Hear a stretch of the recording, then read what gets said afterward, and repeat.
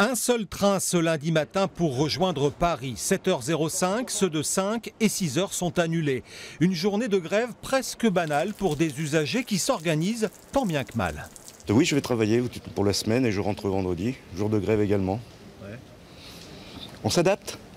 Qu'est-ce que vous voulez que je vous dise? C'est vrai que c'est assez compliqué pendant ces périodes de grève.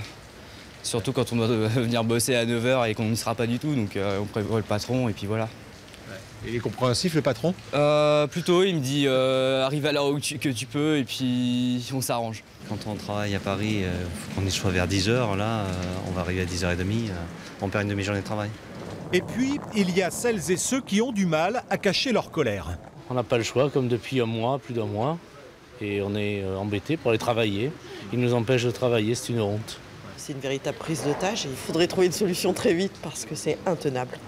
Ce lundi marque également l'ouverture du vote action lancé par les syndicats, des urnes itinérantes comme ici sur le parking des employés de la SNCF de Limoges pour qu'un maximum d'agents puissent donner leur avis sur la réforme. Aujourd'hui, Guillaume Pépi dit qu'il y a moins de 20% de grévistes au niveau national. Donc en gros, il y a plus de 80% des cheminots qui sont favorables au vote. C'est un petit peu rapide comme analyse. Et clairement, nous, par ce vote action qu'on fait cette semaine, c'est de lui démontrer qu'il raconte des conneries et que les cheminots, c'est pas parce qu'ils sont pas tous dans la grève qu'ils sont pour la réforme. La consultation va durer une semaine mais n'aura aucune valeur juridique.